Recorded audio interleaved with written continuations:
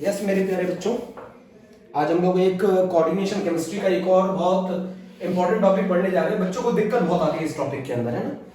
और वो टॉपिक है हमारा सिनर्जिक बॉन्डिंग। सिनर्जिक बॉन्डिंग, है ना। अब बच्चों, सिनर्जिक बॉन्डिंग का सिनर्जिक का मतलब होता है स्ट्रेंथनिंग, है ना।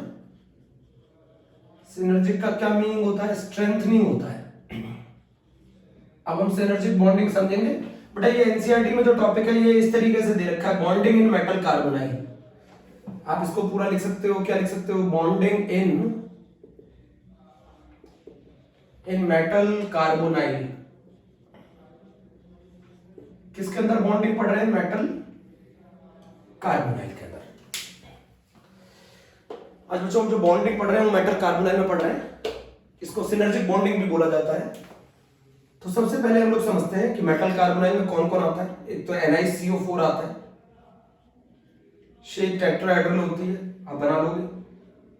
NiCO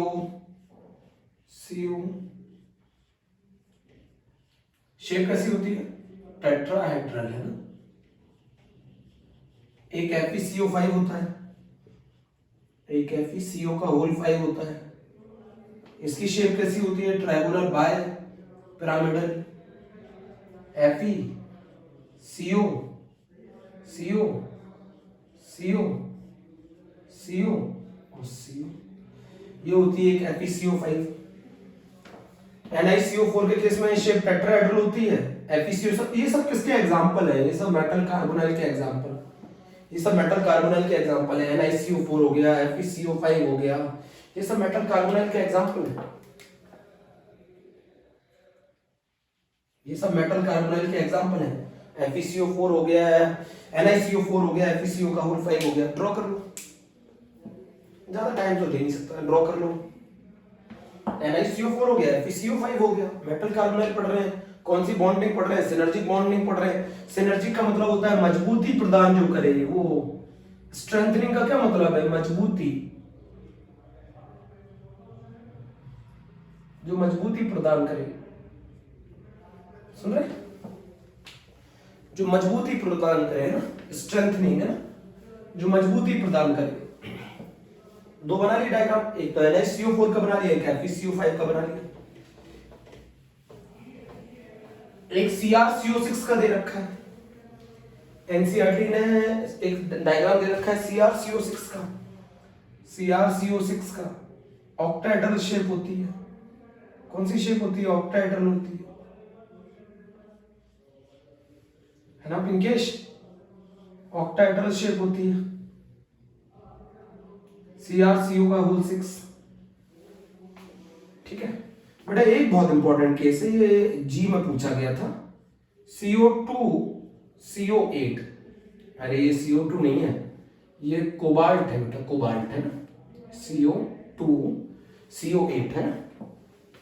इसके अंदर जो ब्रिज कार्बोनाइल होते हैं बच्चों, वो दो होते हैं।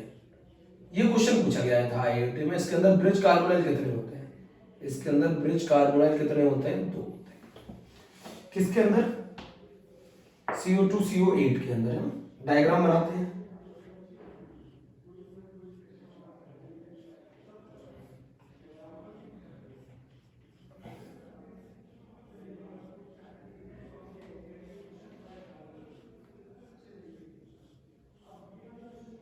ये स्ट्रक्चर होता है CO2 CO8 का स्ट्रक्चर ये होता है बेटा। इसको, इसके अंदर कितने ब्रिज कार्बोनाइल है ये क्वेश्चन पढ़ना है। इसके अंदर कितने ब्रिज कार्बोनाइल हैं? दो। इसके अंदर ब्रिज कार्बोनाइल दो। ठीक है, ये भी आता है जी में, दोनों नोट कर लिए। ये किसका स्ट्रक्चर है? CrCO का होल 6, है ना। ये किसका स्ट्रक्चर है? CO2 CO8 का स्ट्रक्चर।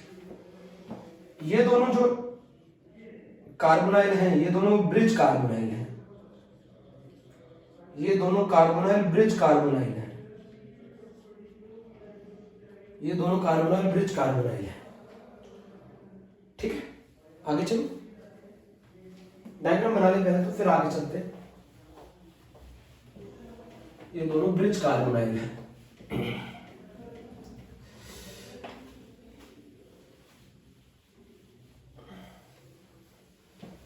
अब जरा एक और इसमें एक डायग्राम पूछा जाता है, और वो पूछा जाता है Mn2CO का होल 10 है ना। इसको बनाना बहुत आसान है, ऐसे करो, एक Mn बनाओ, एक Mn बनाओ, ऐसे दो CO लगाओ, स्क्वायर पिरामिडल शेप बना देना, एक CO ये लगाओ, एक CO ये लगाओ, एक CO ये लगाओ, है ना। इसी तरीके से एक CO यहाँ लगाओ, एक CO यहाँ लगाओ, एक CO यहाँ लगाओ, एक CO यहाँ लगाओ, एक CO यहाँ लगाओ। ये डायग्राम है किसका, Mn2CO का होल टैंक है ना। थोड़ा सा और सही बना देता हूँ, थोड़ा सा और सही बना देता हूँ।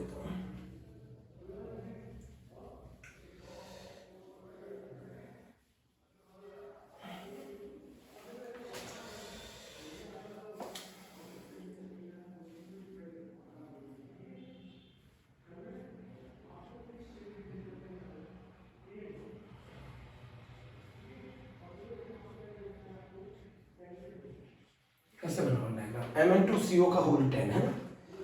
अब हम पढ़ने जा रहे हैं कि सिनर्जिक बॉन्डिंग का मतलब क्या है। अब हम पढ़ने जा रहे हैं कि सिनर्जिक बॉन्डिंग का क्या मतलब है, और वो मेटल कार्बोनाइल में क्यों पढ़ी जाती है।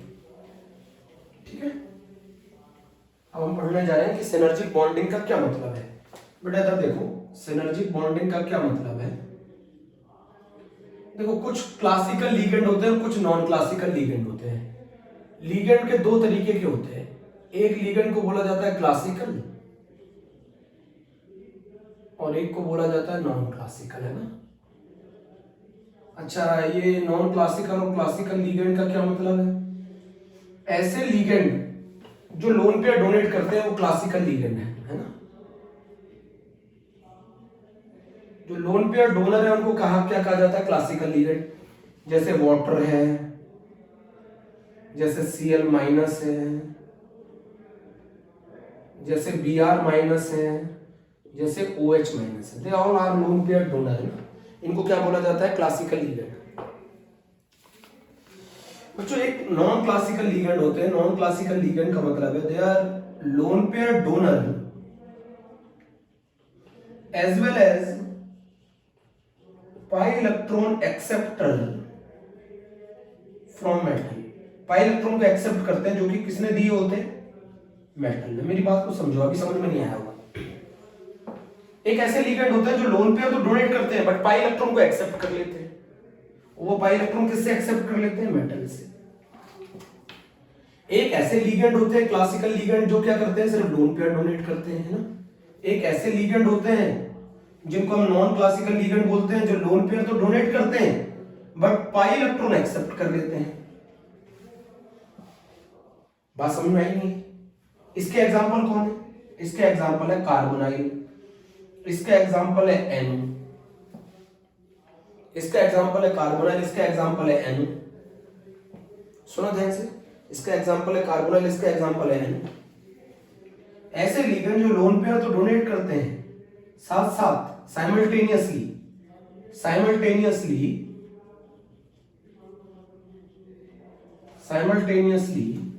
पाई इलेक्ट्रॉन को एक्सेप्ट करते हैं जो कि किसने दिए होते हैं, मेटल ने।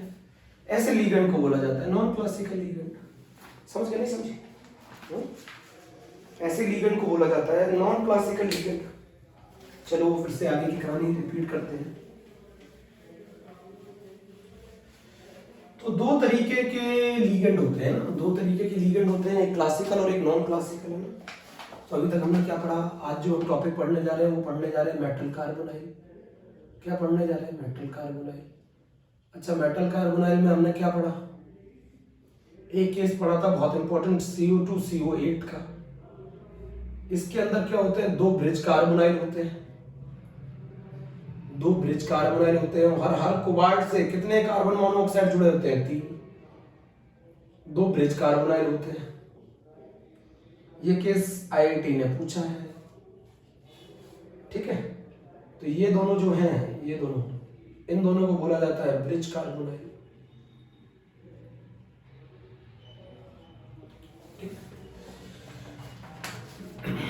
ब्रिज कार्बोनाइल बोला जाता है। एक और चीज मैं जो बताने वाला था वो ये बताने वाला था कि मेटल कार्बोनाइल में कौन सी बॉन्डिंग पढ़ी जाती है, सिनर्जिक बॉन्डिंग पढ़ी जाती है ना स्नेहा। कौन सी बॉन्डिंग पढ़ी जाती है, सिनर्जिक बॉन्डिंग। अगर मैं आपसे बोलूं सिनर्जिक बॉन्डिंग कहाँ पढ़ी जाती है तो आप बोलेंगे सर मेटल कार्बोनाइल में पढ़ी जाती है। अच्छा क्यों पढ़ी जाती है, तो मैं बता रहा था उसमें कि दो तरीके के लीगेंड होते हैं। लीगेंड जो होते हैं वो दो तरीके के होते हैं। एक को बोला जाता है क्लासिकल लीगेंड, और क्लासिकल लीगेंड का मतलब होता है जो सिंपल लोन पेयर डोनर, जो सिंपल लोन पेयर डोनर हो उन लीगेंड को क्लासिकल लीगेंड बोला जाता है। जैसे मान लो वाटर है, जैसे मान लो OH माइनस है, जैसे मान लो Cl माइनस है, they are all are classical ligand है। एक और लीगेंड होते हैं जिनको नॉन क्लासिकल लीगेंड बोला जाता है। एक और लीगेंड होते हैं जिनको नॉन क्लासिकल लीगेंड बोला जाता है। और नॉन क्लासिकल लीगेंड क्या होते हैं, जो लोन पेयर डोनर तो होते हैं, लोन पेयर डोनर है ना, साथ में ये पाई इलेक्ट्रॉन एक्सेप्टर भी होते हैं। ये पाई इलेक्ट्रॉन को एक्सेप्ट कर लेते हैं फ्रॉम मेटल। समझे नहीं समझे? तो नॉन क्लासिकल लीगेंड वो लीगेंड होते हैं जो लोन पेयर डोनर होते हैं और पाई इलेक्ट्रॉन एक्सेप्टर होते हैं। और किससे एक्सेप्ट कर लेते हैं पाई इलेक्ट्रॉन को? मेटल से। ऐसे लीगेंड का एक एग्जांपल है, इसको कहते हैं कार्बोनाइल, है ना। ऐसे लीगेंड का एक एग्जांपल है एन नाइट्रोसाइल। आप बोलेंगे ऐसा क्यों है? इनके पास एक एंटी बॉन्डिंग पाई ऑर्बिटल खाली होता है। इनके पास antibonding pi orbital vacant होता है। You know antibonding pi orbital, this is the molecular orbital. 11th class में पढ़ा होगा MOT में ना। ये मॉलिक्यूलर ऑर्बिटल को हम लोग पाई स्टार से भी बताते हैं। इस मॉलिक्यूलर ऑर्बिटल को हम पाई स्टार से बताते हैं। तो हमें इस लीगेंड के बारे में पढ़ना है, CO के बारे में ना। अब इससे होता क्या है सिनर्जिक बॉन्डिंग से, वो चीज अभी हम लोग पढ़ेंगे ना। पहले आप नोट कर लो, इतना आप लोग नोट कर लो पहले।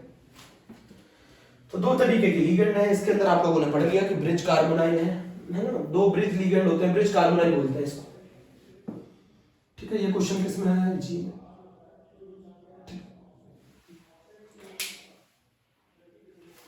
अब जरा मेरी बात समझना बहुत ध्यान से ना।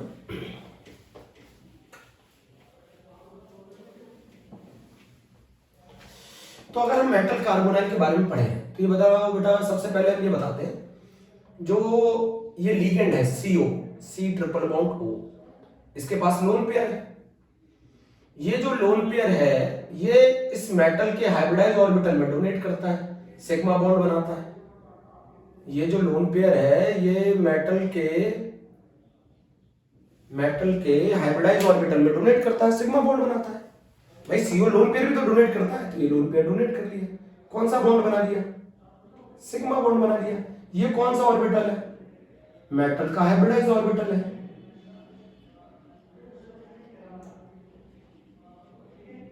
तो जो CO है वो मेटल के हाइब्रिडाइज ऑर्बिटल में लोन पेयर डोनेट करता है। इससे कौन सा बॉन्ड बनता है? सिग्मा बॉन्ड बनता है। आपको मालूम है hybridize orbital always sigma bond बनाते हैं। तो पहला केस हो गया। दूसरा केस क्या है?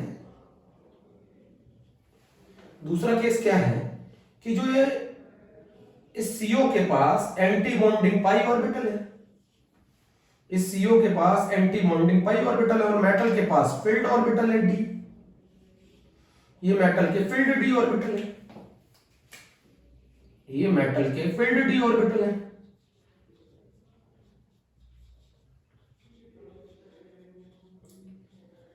ये मेटल के फील्ड D ऑर्बिटल है। अब क्या कर रहा है ये मेटल के फील्ड D ऑर्बिटल से इसके ये कौन से ऑर्बिटल है CO के पास? Antibonding pi orbital. CO के पास एंटी बॉन्डिंग पाई ऑर्बिटल है। ये इसके एंटी बॉन्डिंग पाई ऑर्बिटल में दो इलेक्ट्रॉन डोनेट करेगा। कौन सा बॉन्ड बनाएगा? पाई बॉन्ड बनाएगा। ये इसके एंटी बॉन्डिंग पाई ऑर्बिटल है, पाई स्टार। CO के पास antibonding pi orbital vacant होते हैं। ये इसके साइडवाइज ओवरलैपिंग करेंगे, पाई बॉन्ड बनाएंगे। भाई मेटल अपने फील्ड D ऑर्बिटल से इसके anti bonding vacant D orbital में लोन पेयर क्या करेगा? डोनेट करेगा, जिसकी वजह से कौन सा बॉन्ड बनेगा? पाई बॉन्ड बनेगा। और जब लीगेंड अपना लोन पेयर मेटल के हाइब्रिडाइज ऑर्बिटल में डोनेट करेगा तो सिग्मा बॉन्ड बनेगा। ये डायग्राम नंबर 2 है, ये डायग्राम नंबर 1 है, समझो जरा। ये डायग्राम नंबर 2 है और ये डायग्राम नंबर 1 है। ये डायग्राम नंबर 2 है और ये डायग्राम नंबर 1 है। भाई सीओ क्लासिकल लिगेंड है ना, classical ligand lone pair donate करते हैं और पाई इलेक्ट्रॉन को एक्सेप्ट करते हैं। तो लोन पेयर कहां डोनेट करेगा? मेटल के हाइब्रिडाइज ऑर्बिटल में। और पाई इलेक्ट्रॉन कहां लेगा? अपने एंटी बॉन्डिंग पाई ऑर्बिटल में। तो मेटल के पास जो फिल्ड डी ऑर्बिटल है वो अपना लोन पेयर डोनेट करते हैं इसके एंटी बॉन्डिंग पाई ऑर्बिटल में। कौन सा बॉन्ड बनाते हैं? पाई। और जब लिगेंड अपना लोन पेयर डोनेट करेगा मेटल के हाइब्रिडाइज ऑर्बिटल में तो कौन सा बॉन्ड बनाएगा? सिग्मा। दोनों को कंबाइन कर दो, दोनों को कंबाइन कर दो, दोनों को कंबाइन कर दो, दोनों को कंबाइन कर दो, दोनों को कंबाइन कर दो। जब दोनों को कंबाइन करोगे तो डायग्राम कुछ इस तरीके का हो जाएगा। चेक करना, जो एनसीईआरटी में डायग्राम दे रखा है वो कुछ इस तरीके का है।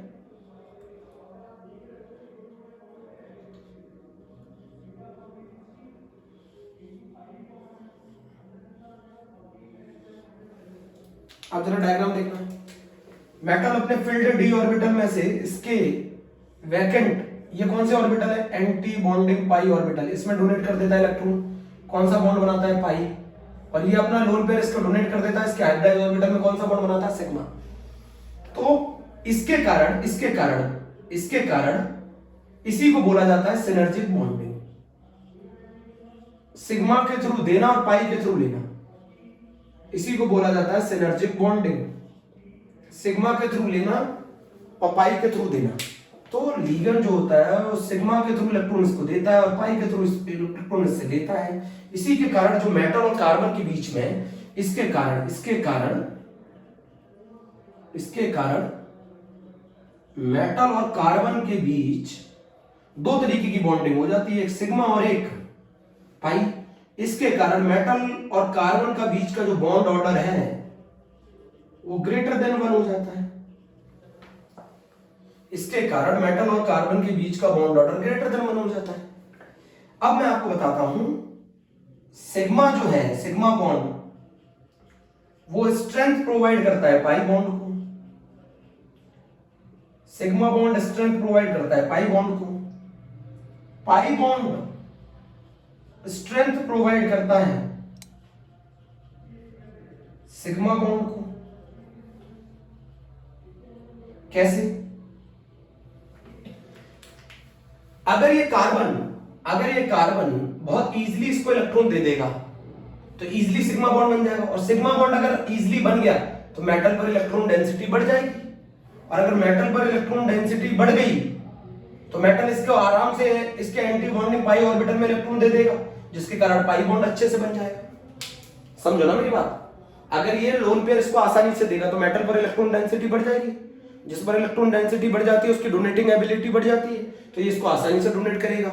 आसानी से डोनेट करेगा तो पाई बॉन्ड बनेगा, पाई बॉन्ड बनेगा तो स्ट्रेंथ बढ़ेगी। सिनर्जिक बॉन्डिंग जितनी अच्छी होगी उतना मेटल और कार्बन के बीच का बॉन्ड अच्छा होगा। सिनर्जिक बॉन्डिंग जितनी अच्छी होगी उतना मेटल और कार्बन के बीच का बॉन्ड अच्छा होगा। सिनर्जिक बॉन्डिंग में मैं आपको बताना चाह रहा हूं, जितनी आसानी से ये लोन पेयर मेटल के हाइब्रिडाइज ऑर्बिटल में डोनेट कर देगा उतना मेटल पर इलेक्ट्रॉन डेंसिटी बढ़ जाएगी। मेटल पर अगर इलेक्ट्रॉन डेंसिटी बढ़ गई तो मेटल इसको आसानी से इलेक्ट्रॉन डोनेट कर देगा, जिसकी वजह से पाई बॉन्ड आसानी से बन जाएगा। तो सिग्मा स्ट्रेंथ प्रोवाइड करता है पाई बॉन्ड को, पाई बॉन्ड स्ट्रेंथ प्रोवाइड करता है सिग्मा को। अब पाई कैसे कह रहा है?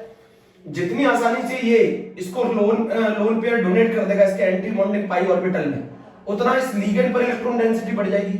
जितना इस लिगेंड पर इलेक्ट्रॉन डेंसिटी बढ़ जाएगी उतना ये आसानी से लोन पेयर डोनेट कर सकता है इसको। तो ये बात है कि सिग्मा पाई को स्ट्रेंथ प्रोवाइड करता है, पाई सिग्मा को स्ट्रेंथ प्रोवाइड करता है। अगर इलेक्ट्रॉन डेंसिटी बढ़ जाती है, अगर इलेक्ट्रॉन डेंसिटी इंक्रीज कर जाती है तो डोनेटिंग एबिलिटी बढ़ जाती है। डोनेटिंग एबिलिटी बढ़ जाती है। समझ गए नहीं समझे? अगर मैं आपको क्या बताना चाह रहा हूं, सीओ जितनी आसानी से इसको लोन पेयर देगा उतना मेटल पर इलेक्ट्रॉन डेंसिटी बढ़ जाएगी। जितनी मेटल पर इलेक्ट्रॉन डेंसिटी बढ़ेगी उतना वो इसको आसानी से इसके vacant anti bonding pi orbital में इलेक्ट्रॉन दे देगा, जिसके कारण ये पाई बॉन्ड बन जाएगा। तो जितनी अच्छी पाई, जितना अच्छा पाई बॉन्ड बनेगा, जितनी जल्दी पाई बॉन्ड बनेगा उतना इनके बीच में सिनर्जिक बॉन्डिंग अच्छी होगी। सिनर्जिक का मतलब स्ट्रेंथ। स्ट्रेंथ कैसे? पहले मेटल और कार्बन के बीच में कौन सा बॉन्ड बन रहा था? सिर्फ सिग्मा। बेटा कौन सा बॉन्ड साथ में बन रहा है? पाई। इसी को बोला जाता है सिनर्जिक बॉन्डिंग। समझो मेरी बात। CO जो है वो एक लीगेंड है। लीगेंड क्या करता है? अपना लोन पेयर डोनेट करता है मेटल के हाइब्रिडाइज्ड ऑर्बिटल में, कौन सा बॉन्ड बनाता है? सिग्मा। ये क्या है बेटा? ये है हमारा CO, इसके पास है anti bonding pi orbital vacant, metal के पास है फील्ड ऑर्बिटल, वो इसके एंटी बॉन्डिंग पाई ऑर्बिटल में इलेक्ट्रॉन डोनेट करता है, कौन सा बॉन्ड बनाता है? पाई। साइडवेज ओवरलैप से कौन सा बॉन्ड बनेगा? पाई। इसके कारण मेटल और कार्बन के बीच में जो बॉन्ड ऑर्डर है वो वन नहीं होता। क्यों? एक सिग्मा बॉन्ड के साथ साथ कौन सा बॉन्ड बन रहा है? पाई। मैं आपको ये बताना चाहता हूं, जो सिग्मा है वो किसको स्ट्रेंथ प्रोवाइड करता है? पाई को। पाई किसको स्ट्रेंथ प्रोवाइड करता है? सिग्मा। कैसे? जितनी आसानी से ये लीगेंड इसके लोन पे डोनेट कर देगा इसको, उतना अच्छा मेटल और कार्बन के बीच में बॉन्ड बनेगा, उतना मेटल पर इलेक्ट्रॉन डेंसिटी बढ़ जाएगी। भाई CO जितनी आसानी से लोन पे डोनेट करेगा मेटल को, उतना आसानी से उतना मेटल के ऊपर इलेक्ट्रॉन डेंसिटी बढ़ जाएगी, और मेटल पे जितनी इलेक्ट्रॉन डेंसिटी बढ़ जाएगी, मेटल उतनी आसानी से इसके एंटी बॉन्डिंग पाई ऑर्बिटल में इलेक्ट्रॉन डोनेट कर देगा और साइडवेज ओवरलैप करके पाई बॉन्ड बना लेगा ना। अब इसका उल्टा देखो, अगर मेटल जितनी जल्दी इसको इलेक्ट्रॉन डोनेट कर देगा, पाई बॉन्ड बना लेगा, उतना लीगेंड पर इलेक्ट्रॉन डेंसिटी बढ़ जाएगी, जितना लीगेंड पर इलेक्ट्रॉन डेंसिटी बढ़ जाएगी उतनी आसानी से सिग्मा बॉन्ड बना लेगा। कहने का मतलब है सिग्मा स्ट्रेंथ प्रोवाइड करता है पाई को, और पाई स्ट्रेंथ प्रोवाइड करता है सिग्मा को। तो जितनी अच्छी सिनर्जिक बॉन्डिंग होगी, उतना मेटल और कार्बन के बीच में, सुन रहे, बॉन्डिंग उतनी अच्छी होगी। जितना मेटल और कार्बन के बीच में बॉन्ड अच्छा है, इसका मतलब उतनी सिनर्जिक बॉन्डिंग अच्छी है। समझ गए? उतना सिनर्जिक बॉन्डिंग अच्छी है, इसी को बोला जाता है synergic bonding. Metal hybridised orbital, जो मैंने फिर बता रहा हूं, जो लीगेंड है वो मेटल के इस वैकेंट हाइब्रिडाइज्ड ऑर्बिटल में लोन पेयर डोनेट करता है, सिग्मा बॉन्ड बनाता है, और जो मेटल है वो अपने फील्ड डी ऑर्बिटल, इसके एंटी बॉन्डिंग पाई ऑर्बिटल में लोन पेयर डोनेट करता है, पाई बॉन्ड बनाता है। इसके कारण मेटल और कार्बन के बीच की बॉन्डिंग अच्छी हो जाती है, और मेटल और कार्बन के बीच का बॉन्ड ऑर्डर जो है वो ग्रेटर देन 1 हो जाता है, और बॉन्ड ऑर्डर अगर बढ़ेगा तो बॉन्ड लेंथ कम हो जाएगी। बॉन्ड ऑर्डर बढ़ेगा तो बॉन्ड लेंथ कम हो जाएगी। मेरी बात समझ रहे हैं? नहीं समझ रहे? इसी को सिनर्जिक बॉन्डिंग कहते हैं। ये स्ट्रेंथ प्रोवाइड करती है। कैसे स्ट्रेंथ? सिग्मा पाई को स्ट्रेंथ प्रोवाइड कर रहा है, पाई सिग्मा को। तो जिसके कारण जितनी अच्छी सिनर्जिक बॉन्डिंग होगी, उतना मेटल और कार्बन के बीच की बॉन्डिंग अच्छी होगी, और मेटल और कार्बन के बीच की बॉन्डिंग जितनी अच्छी होगी, बॉन्ड लेंथ उतनी कम होगी। समझ के नहीं समझे?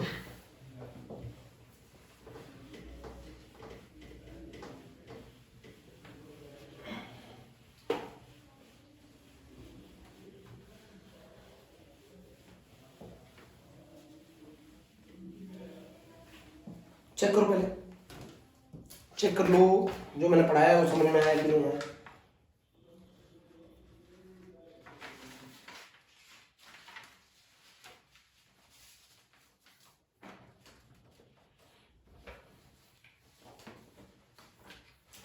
बेटा ये बताओ, मुझे एक चीज बताओ, यहां पर मैं एक बात बताना चाह रहा हूं। कार्बन की वैलेंसी कितनी होती है?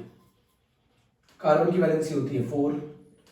3 बॉन्ड तो कार्बन ऑक्सीजन के साथ बना रहा है, समझ रहे हो ना? 3 बॉन्ड, अगर 3 बॉन्ड ऑक्सीजन के साथ बना रहा है तो 1 बॉन्ड किसके साथ बना रहा था? मेटल के साथ। कार्बन की वैलेंसी 4 होती है ना।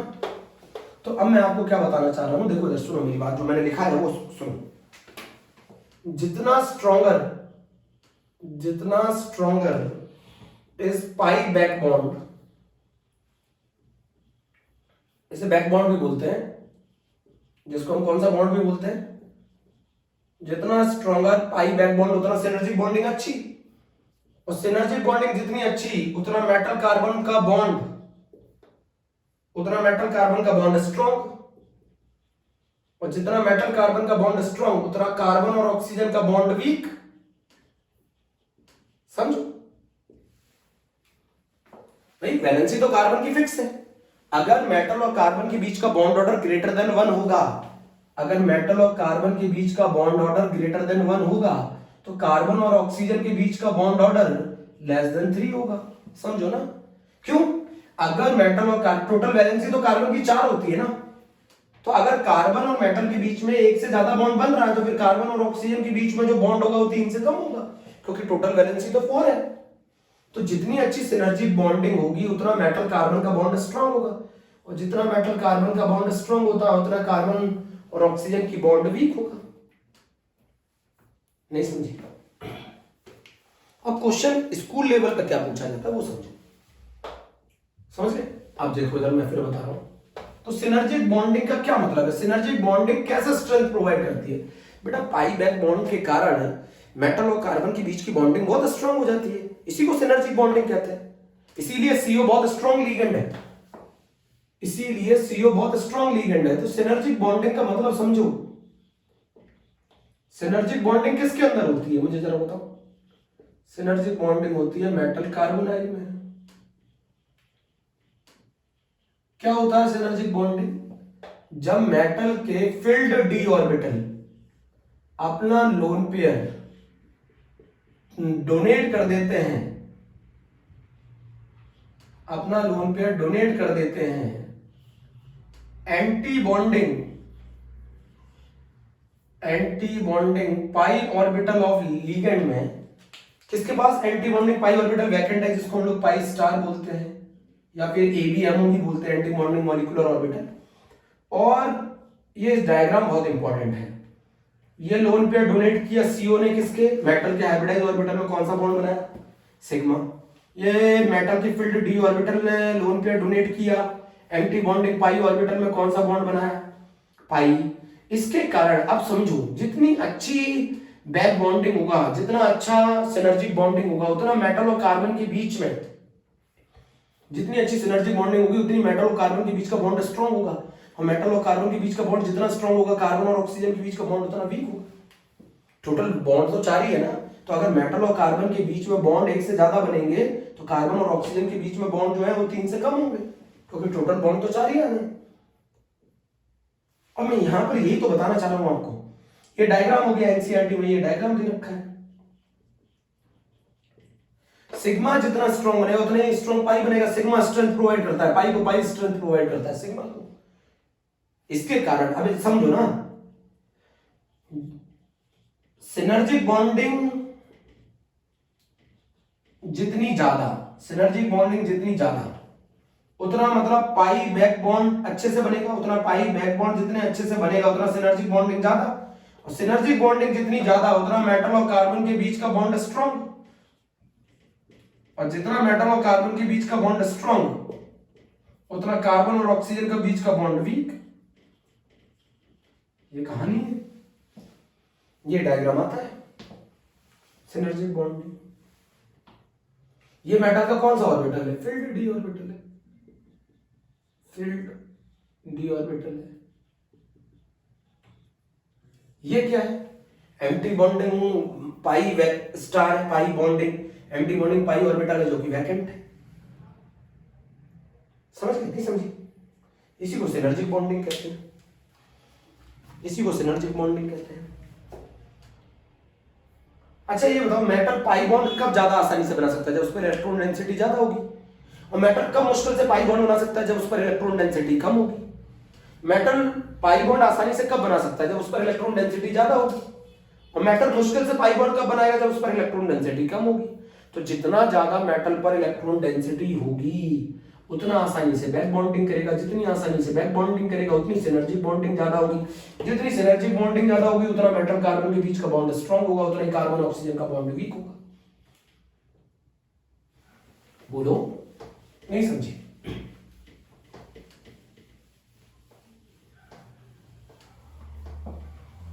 ठीक है, बोलो जल्दी बताओ, मुझे समझ में आया कि नहीं आया? तो ये हमारा टॉपिक हो गया जिसका नाम है सिनर्जिक बॉन्डिंग, है ना?